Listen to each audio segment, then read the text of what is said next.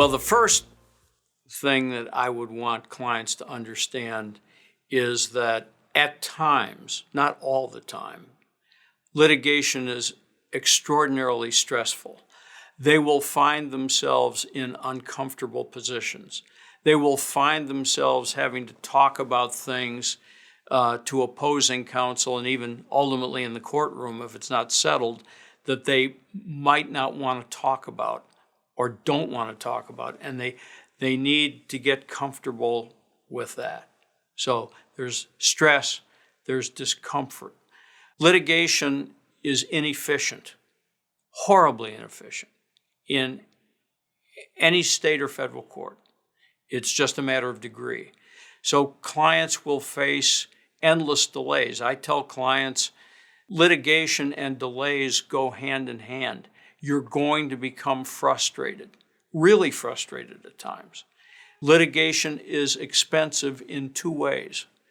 The obvious way is legal fees and associated expenses, like the cost of expert witnesses. They're generally very expensive, sometimes much more expensive than lawyers who are charging by the hour, if they are charging by the hour.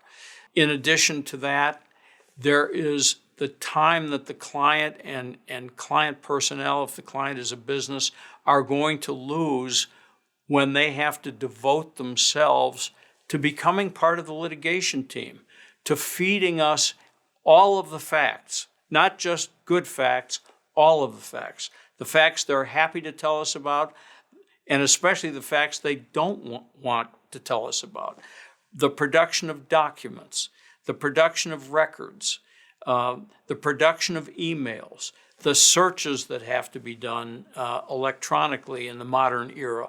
All of those activities are incredibly time-consuming, and they're going to take client representatives, again, I'm talking about a client business, but it would apply to an individual litigant client as well. It's going to take them away from their day-to-day activities for meaningful periods of time, and sometimes under deadlines that will not be convenient for them.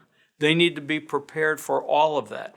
If you're a plaintiff, and therefore you don't, by definition, have to be in litigation, I always explain to the potential plaintiff client what they're going to face if they pull the trigger and sue. And I tell them, if you're not prepared to go all in and do it properly, you're wasting your time and you're wasting your money. Better not to do it at all. If you can make the commitment and do it right and do it to the best of your ability, because we're going to do it to the best of our ability, you can be certain of that, then go for it. If you can't, save your money, save your time, swallow hard, and move on. If you're the defendant, of course, you don't have that choice. You've been sued. But if it's something that you can't commit to, then we have to try to make extra efforts to find ways to settle the case. Because if you can't commit to it, it's not going to work well, and what you spend in time and money is likely to be wasted. So it's very important that you understand what you're facing. Those are the absolutely most important things.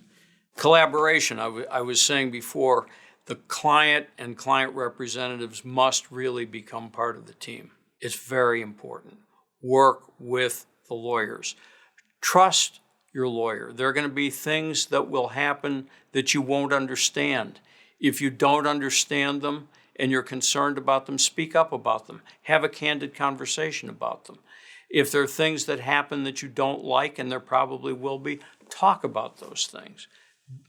Be open with your lawyer so you can trust the lawyer, because you're going to be in the foxhole together. And as I say, it will be uncomfortable at times. Be realistic about your goals and work with your lawyer to be realistic about your goals. Your lawyer should help you understand what's achievable, what might be achievable, what's not achievable, and take your emotion out of it. Remember that your sense of fairness, your sense of justice might not align with the law and the facts of the case. Work with your lawyer to be realistic and understand what's probably achievable and what probably is not. And lastly, be open to settlement. Settlement is not defeat. I talk to clients about responsible settlements. That means something where you give up things as the client that you wanted that probably makes sense for you to give up on a cost-benefit basis. When you look at the cost and the uncertainty and the risk of continuing the fight, and you look at what you can get in the way of certainty through a settlement, that may make sense. If it doesn't seem responsible after a rational analysis, then keep going. And don't feel bullied into a settlement, but be open to a settlement, because settlement does take the uncertainty out of the litigation process, which is loaded with uncertainty, and it stops the cost. It puts an end to it. Lastly, I guess, just bear in mind, big parts of the litigation process are unpleasant. They're designed to be unpleasant. Everybody who goes through the litigation process will tell the novice who's never been through it, it's going to be unpleasant at times. Expect that.